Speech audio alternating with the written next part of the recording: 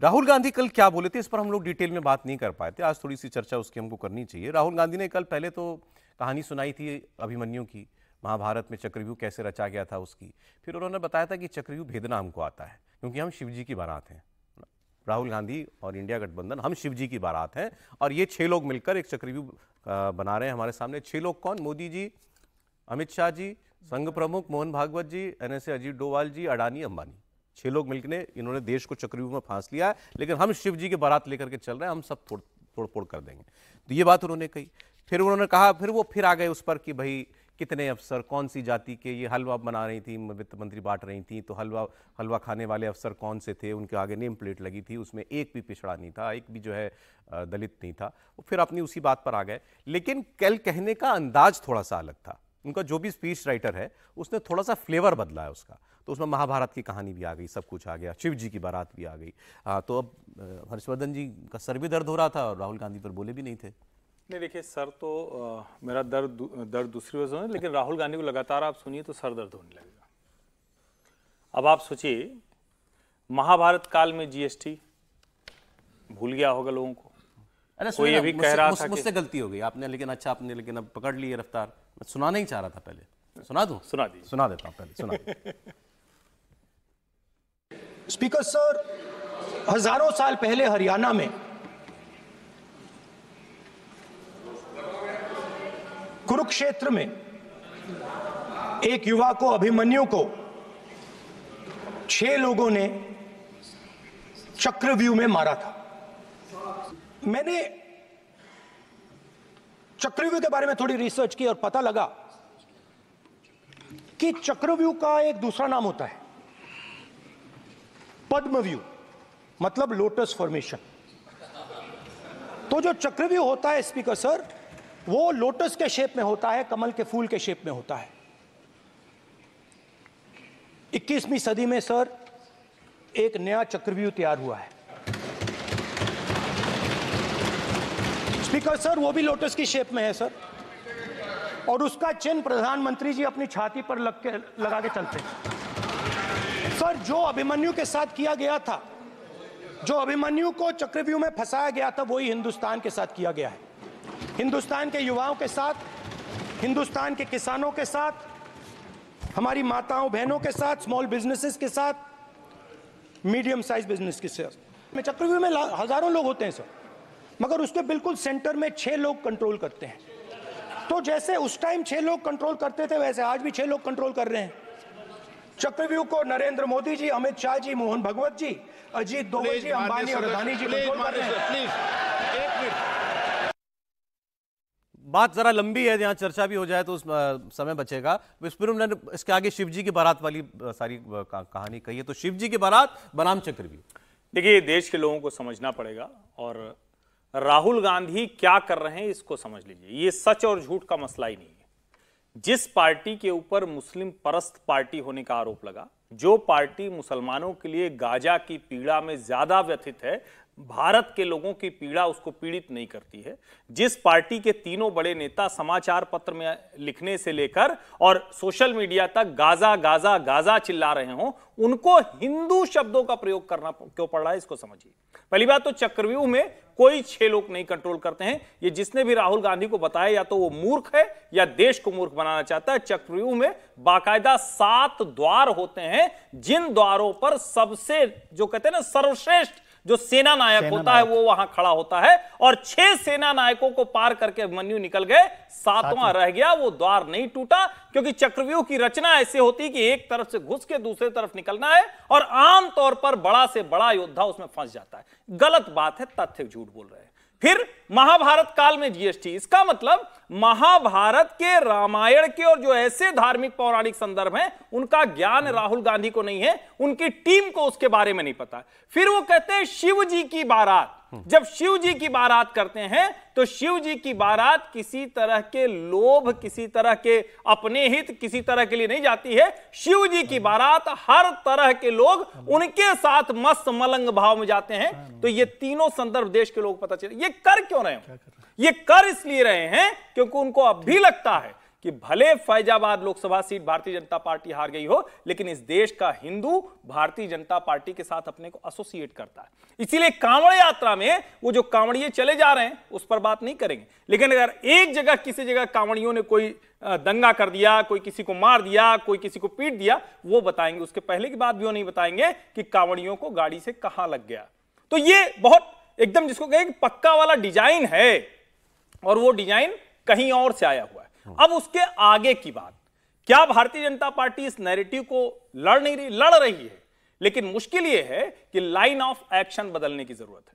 क्या भारतीय जनता पार्टी के पास वक्ता नहीं? बिल्कुल है, लेकिन पिछले कुछ समय में उन वक्ताओं को या तो किन्हीं कारणवश धूमिल हो गए हैं, या नरेंद्र मोदी का आभा मंडल इतना बड़ा है कि सब कुछ सिर्फ और सिर्फ मोदी जी आके बोलेंगे तब वो स्थापित होगा। ये एक बहुत बड़ी समस्या। और इस सब से आगे संगठन बिल्कुल काम नहीं कर रहा है। आपको उसकी लड़ाई लड़नी पड़ेगी। सोशल मीडिया नरेंद्र मोदी के लिए, भारतीय जनता पार्टी के पैम्पलेट के लिए, सरकार की पॉलिसी के 4 पॉइंटर के लिए अगर उसकी लड़ाई लड़ रहा है तो इस नैरेटिव में नहीं लड़ सकता है। क्या काम करेगा? आपके पास अध्यक्ष नहीं है। बिल्कुल, ये गंभीर मसला है। ये बहुत गंभीर मसला है कि इतनी अनुशासित पार्टी, उसका अध्यक्ष मंत्री बन गया, वो भी विस्तारित अध्यक्ष था, और विस्तारित अध्यक्ष का भी कार्यकाल समाप्त हो गया, उसके बाद भी अध्यक्ष की आस नहीं दिख रही। अब यहां तो ठीक है, नीचे से आएगा जिला, प्रदेश, ऊपर आएगा, तो भैया अभी फिर विस्तारित कार्यकाल में क्यों प्रदेश अध्यक्ष ज्वाइन अपॉइंट कर रहे हैं नड्डा जी?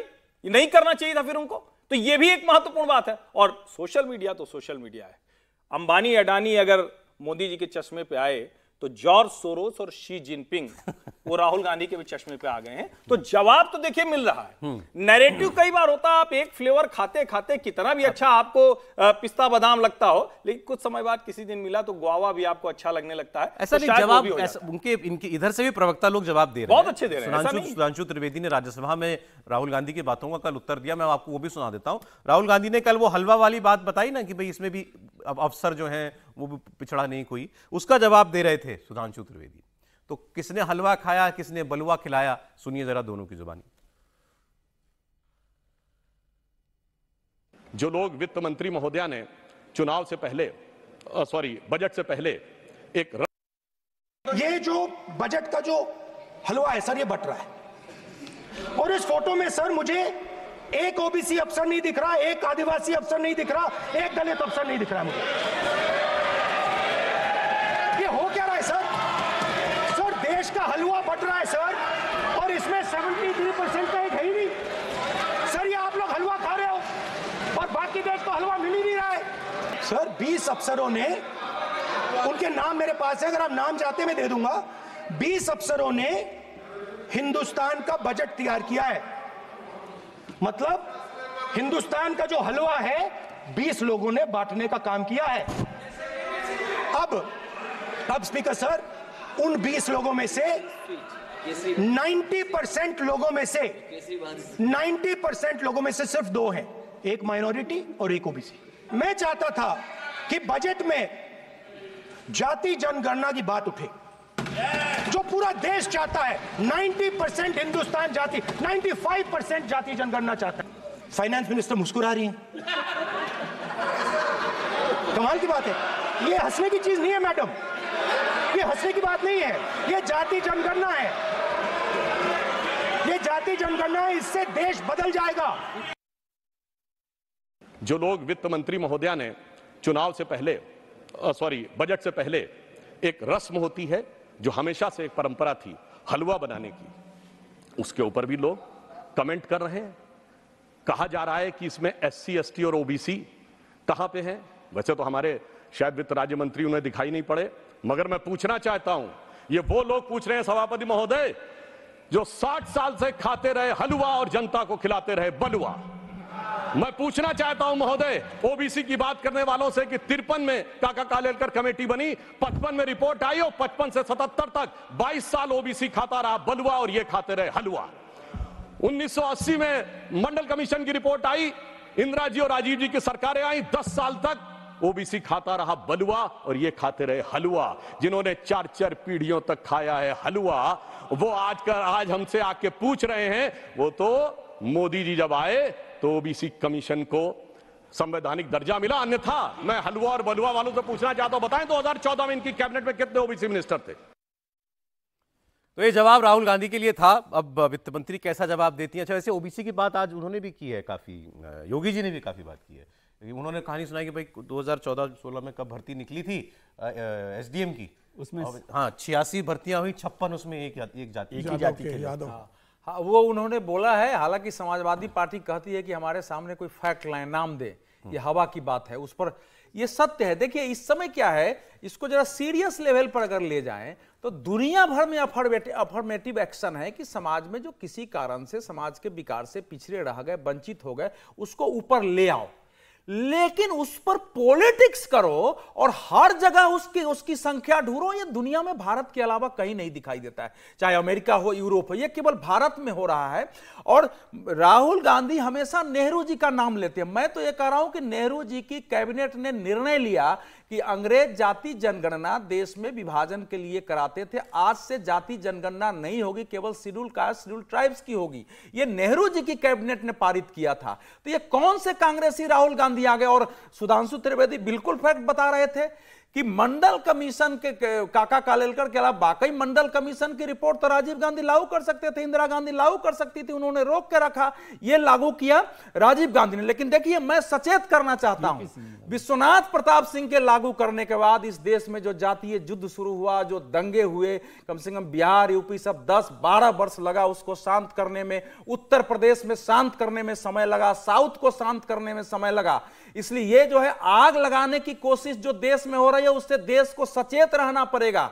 आप किसी भी जाति के हैं, किसी पार्टी को वोट दीजिए, लेकिन जाति के आधार पर जो निर्णय करने की ये बात कही जा रही है, ये खतरनाक है। ये एक ऐसा नैरेटिव है देश में जो देश को फिर जातीय युद्ध के कगार पर ला सकता है। देश ने आरक्षण स्वीकार कर लिया है, लोगों ने अपने को एडजस्ट कर लिया है कि पिछड़ी जाति के लोग ज्यादा संख्या में आ रहे हैं, दलित के लोग आ रहे हैं, वो स्वीकार कर लिया है। नए सिरे से वोट के लिए, चूंकि भारतीय जनता पार्टी का वोट सभी जातियों से मिला है हिंदुओं के नाम पर, इसको जब तक नहीं तोड़ोगे तब तक ये स्थिति नहीं बनेगी। बात आप कह रहे हैं कि भाई अफर्मेटिव एक्शन जिसको आपने कहा जो कमजोर है ऊपर लाओ, उसके लिए भारत में जो भी मैकेनिज्म बना दिया गया वो पर्याप्त है? पर्याप्त नहीं, आरक्षण के बारे में करो, बाकी चीजें और किया जाए। आरक्षण के बारे में आरक्षण तो पर्याप्त है, उस पर ज्यादा उसको छीछा लेदर करना, उसको खींचना। छीछा लेदर फिर अदालतों में हो जाती है, बिहार सरकार की हो रही है, बिहार की सुप्रीम कोर्ट में हो रही है। 50% से 65% का आरक्षण कर दिया था, सुप्रीम कोर्ट ने कहा नथिंग डूइंग।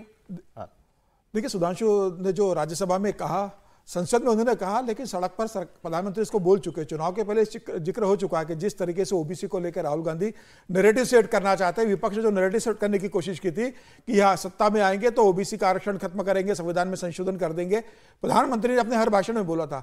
लेकिन देखिए ना, चुनाव के पहले वो कहते हैं कि एक पत्थर डाल के देखा था विपक्ष ने, राहुल गांधी ने, उनको लगा कि वोट उनको उस हिसाब से मिल गए। अब राहुल गांधी ने कल भी जिक्र किया था जातीय जनगणना का, वो लगातार जातीय जनगणना की बात कर रहे हैं।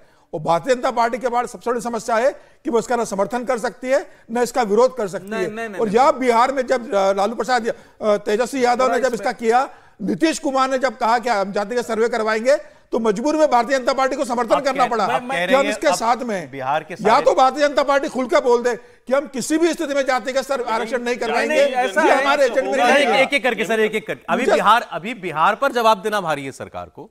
बिहार के नेता मांग कर रहे हैं विपक्ष के कि भाई आप 9 शेड्यूल में डलवाओ। 9 शेड्यूल में नहीं, सुप्रीम कोर्ट में चैलेंज हो पाएगा बिहार का जो आरक्षण कोटा बढ़ाया गया है। अच्छा, नीतीश कुमार कह रहे हैं मैं मोदी जी से बात कर चुका हूं। वो तो बात हुई थी, वो आए थे वहां पर, तब भी बात हुई थी। और अब तो वो सरकार में है, तो सरकार के साथ है, तो उनकी और ज्यादा जिम्मेदारी बढ़ रही है, दबाव भी बढ़ रहा है नीतीश कुमार जी पे कि भाई अब आप तो इस सरकार के साथ हैं तो आप करवाइए इसको। पहले ये खबरें चल रही हैं कि कुछ नाराजगी है, वो नहीं आए नीति आयोग की मीटिंग में। वो तो किस वजह से नहीं आते, किस वजह से आते हैं, वो अलग इशू है। लेकिन ये एक बड़ा मुद्दा है। और ये स्थिति देखिए, आप बार बार ये कहते हैं कि ये राहुल गांधी नैरेटिव खड़ा कर रहे हैं, झूठ बोल रहे हैं, सच बोल रहे हैं, मैं उस पर नहीं जाता। आपका स्टैंड क्या है? आप कह दीजिए कि जातिगत आरक्षण पर या जातीय जनगणना पर हम करवाना चाहते हैं या नहीं करवाना चाहते, बताइए ना। इसमें कोई बहुत कॉम्प्लिकेटेड मामला है क्या? इसका मतलब आप कंफ्यूज है ना, आपको तय नहीं कर पा रहे कि जाति। अब इस पर यह बहस करना कि उससे क्या फायदा होगा, क्या नुकसान, बहुत फायदा हुआ है ना। आरक्षण की जितनी लड़ाई हुई है और जितनी आप जिस शब्द का आपने इस्तेमाल किया, मैं उसके साथ नहीं जाता, छिछालेदार, उसी लड़ाई का नतीजा है कि आज आप कह रहे हैं कि सबने स्वीकार कर लिया। स्वीकार आपने आसानी से नहीं किया। ये देश ने 70 साल उस लड़ाई को लड़ा है, चाहे वो इंदिरा गांधी रही हो, चाहे राजीव गांधी रही, कोई भी हो, इसमें पॉलिटिकल पार्टी की बात नहीं है। उस लड़ाई का नतीजा यह है कि आपने इसको अब स्वीकार किया है। और ये स्वीकार करने का एहसान छोड़ दीजिए।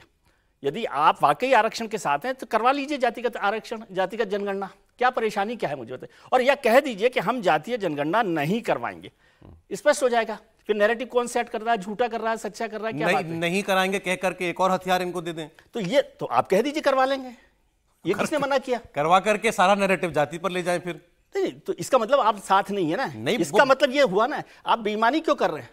आप कहिए कि या तो जाति का कभी वो उनका स्टैंड ये है कि हम चुप हैं। अच्छा शब्द विजय जी चुप है तो फिर उनका नैरेटिव चलेगा ही ना। यदि आप चुप है, मुझे इसमें भी कोई आपत्ति नहीं, आप चुप रहना था चुप रहिए, तो फिर जो बोल रहा है उसका नैरेटिव चलेगा। ठीक है। विजय जी बड़ा अच्छा शब्द ले आए, बेईमानी क्यों कर रहे हो। राहुल गांधी बेईमानी कर रहे हैं ना, कर्नाटक में अभी तक जनगणना के आंकड़े सामने नहीं लाए। राहुल गांधी बेईमानी कर रहे हैं ना, तेलंगाना में आते ही कहा था 100 दिन में हो जाएगा, सरकार इतनी लंबी हो गई, अडानी के साथ समझौते का समय मिल गया, रेवंत रेड्डी जाकर स्विट्जरलैंड में करके आए दावोस में, लेकिन जनगणना नहीं हो पाई जाती। हिमाचल प्रदेश में जातीय जनगणना नहीं हो पाई।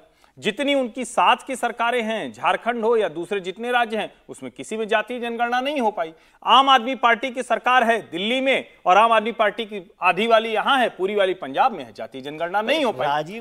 अब इसके आगे की बात, ये बेईमानी नहीं है। अगर बेईमानी है तो वो बेईमानी पहले स्वीकार करें कि हमारे बाप दादा दादी नानी ने बेईमानी ही की है देश के साथ। बात यहां से शुरू होगी। और अभी की जो बात है इसको जरा समझिए, ये अब मैं आप लोगों से मुंह खाती हूं। क्या जातीय जनगणना से कोई लाभ होने वाला है? अगर लाभ होने वाला है तो बिहार में क्या लाभ हुआ ये बताया जाना चाहिए। क्या कोई जो लड़ाई आप कह रहे बिल्कुल ठीक बात है, आसानी से लोग नहीं माने, उस वक्त लोगों को लगता था नुकसान होगा, लेकिन लोग मान गए, जो आरक्षण की प्रक्रिया वो हुई। क्या 50% से ऊपर आरक्षण वाला देश कहीं आगे जा सकता है?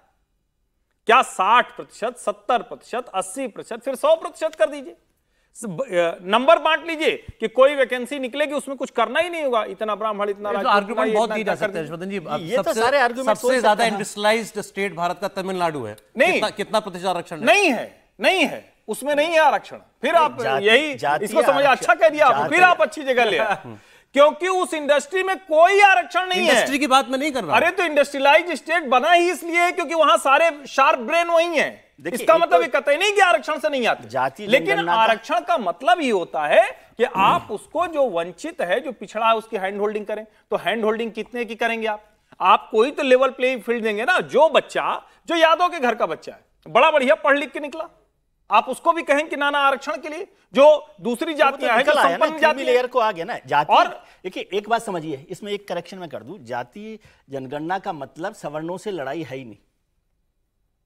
इसको एक तो ये समझना चाहिए, ये गलत तरीके का नैरेटिव मत बनाइए।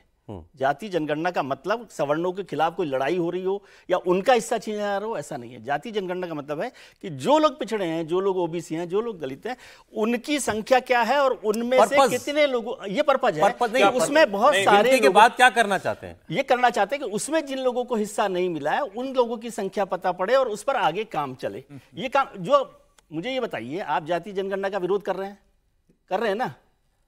मैं आपका मतलब जो पार्टी कर रही है विरोध, तो उसने रोहिणी कमीशन की रिपोर्ट क्यों रखी है राष्ट्रपति के पास? हाँ, वो लागू करें। लागू कर नहीं, क्यों रखी आपने? वो तो उसका एक्सटेंशन ही है। अब दो तरह की बातें मत कीजिए, ये भाषण देने से काम नहीं चलेगा। या तो आप जातीय जनगणना की बात करिए या रोहिणी कमीशन की रिपोर्ट क्यों रखी। मुझे ये बताइए, रोहिणी कमीशन की रिपोर्ट में क्या लिखा, आपने पढ़ा है? निजी तौर उसमें लिखा गया है कि भाई ये जातियां हैं पिछड़ी, जिनमें से इन जातियों को कोई काम का मौका नहीं मिला, उनको अधिकार नहीं मिला और इन लोगों ने खा लिया। तो रोहिणी आयोग की सिफारिशें लागू कर दें तो काम हो जाएगा ना? फिर तो जातिगत जनगणना की जरूरत नहीं है। क्यों किया वो, मैं तो ये पूछ रहा हूँ। इसका मतलब आप इस पर मानते हैं ना कि भाई ये हुआ नहीं है, बस और उसको टेबल करना चाहिए। ठीक है, अगली खबर मैं कह रहा हूँ इसको टेबल करना चाहिए था सरकार को। ठीक बात आप कह रहे हैं, इसलिए की गई है कि जिनको अवसर नहीं मिला उनको अवसर दें। हाँ, अगर तो जिनको आरक्षण वाली जातियां हैं उनमें भी किसी एक वर्ग को मिलता है, और फिर से कह रहा हूं, जो आरक्षण है 50% का, उसमें बिल्कुल जो कमजोर है उसको आरक्षण दिया जाए। ये डिबेट शुरू हो रही है ना। अभी जब पूजा खेड़कर का मामला आया तो सामने आया ना कि ओबीसी का सर्टिफिकेट लगा के क्रीमी लेयर का नॉन क्रीमी लेयर में ले लिया। असली मसला वही है, देश को ये मानसिकता तैयार करनी पड़ेगी कि आरक्षण अगर 50% की सीमा रखी गई है, उसके भीतर जो लोग भी उनको आरक्षण मिलना चाहिए, आरक्षण और दिया ही जाना चाहिए। इसमें कोई भ्रम रोहिणी नहीं। आयोग जो है आरक्षण के न्याय संगत वितरण को के अध्ययन के लिए हुआ था। वेट किस लिए कर रहे हैं सर उसको? नहीं सुनिए, 1 साल हो गया उसको नहीं रिपोर्ट सुनिए, को मैं रखे एक स्पष्ट कर दूं। यूपीए सरकार ने 2011 में जातीय जनगणना का निर्णय किया। उसमें वो पी पुरानी बात हो चिदम्बरम, रही है, सुनिए भाई छोड़ सुनिए, नहीं दीजिए। आप बीच में मत टोकिए, मैं इसका चूंकि एक फैक्ट देश के अच्छा, सामने बोलिए, आना आप जरूरी है। यूपीए सरकार ने जब ये किया तो यूपीए सरकार में ज्यादातर मंत्री इंक्लूडिंग गृह मंत्री पी चिदम्बरम ने कहा कि यह नहीं होना चाहिए। उसके बाद प्रणब मुखर्जी की अध्यक्षता में मंत्रियों की एक समिति बनी जिसने तय किया कि ठीक है करा लेंगे, लेकिन यह जो है जनगणना आयुक्त के द्वारा नहीं होगा, यह ग्रामीण विकास मंत्रालय के द्वारा होगा। इसका नाम जो है सामाजिक आर्थिक सर्वे रखा जाएगा। 4500 करोड़ का बजट हुआ, वो आ गया। आने के बाद उन्होंने जारी नहीं किया। जब नरेंद्र मोदी सरकार आती है तो नरेंद्र मोदी सरकार निर्णय करती है कि हम उसको जारी करेंगे। आप उस समय का न्यूज निकालिए, जब जारी करने की आवाज उठी है तो लालू यादव से लेके नीतीश कुमार, मुलायम सिंह यादव सब ने विरोध किया कि इसको जारी नहीं करना चाहिए, जो मंडल के बात है। क्यों? अब यही तो सवाल पूछा जाए कि आपने क्यों विरोध किया। सवाल तो यही तो उठा रहा हूं कि आज जो कह रहे हैं उसके जारी करने का विरोध किया, इसके बावजूद मोदी सरकार ने जारी करने के लिए एक कमेटी बना दी अरविंद परगड़िया के नेतृत्व में। अरुण जेटली ने, राजनाथ सिंह ने प्रेस कॉन्फ्रेंस कर दिया और जब उसने स्टडी किया तो उस कमेटी ने हाथ खड़े कर दिए, कहा कि इसमें इतनी त्रुटि है कि इसको जारी करना संभव नहीं है, यह बेकार की रिपोर्ट है। और सबसे बड़ी बात कि उसमें 45 लाख जातियां और गोत्र आए थे, 45 लाख। बताया कि भारत की जाति व्यवस्था इतनी जटिल है कि इसका कोई भी सुसंगत क्रमबद्ध रिपोर्ट उस प्रकार से जारी नहीं किया जा सकता है। अंग्रेजों ने मान लीजिए 4100 जो है जाति दिया। ठीक है सर, क्योंकि तो- ब्रेक का भी तो समय हो ये रहा है। इसमें प्रॉब्लम भी है। सवाल ये है कि भाई आपका स्टैंड, सरकार का स्टैंड क्या है इस पर? देखिए, सरकार की बात सरकार करेगी, जो हम लोगों के पास फैक्ट है वो मैं रख रहा हूं। मैं सरकार के बट सरकार को क्लियर करना चाहिए ना कि देखिए हम इसके ऐसा पक्ष में है या नहीं है। इस देश में एक साधारण बात हुई कि भाई आरक्षण देखो, मोहन भागवत जी ने कहा कि आरक्षण जिनको जाना चाहिए उनको जा रहा है कि नहीं, यही ना इंटरव्यू में था, उचित है कि नहीं, तो पूरे देश में हंगामा मच जाता है। तो पॉलिटिक्स जिस स्थिति में पहुंच गई है कि जहां तार्किक बात नहीं हो सकती है, हो सकता है सरकार आगे पीछा करोगे कि सरकार की भी पॉलिसी रही है कि जो ये सामाजिक न्याय के नाम पर जो पार्टियां खड़ी हुई है, पिछड़ों का वोट ले रही है, उनको धक्का देना है।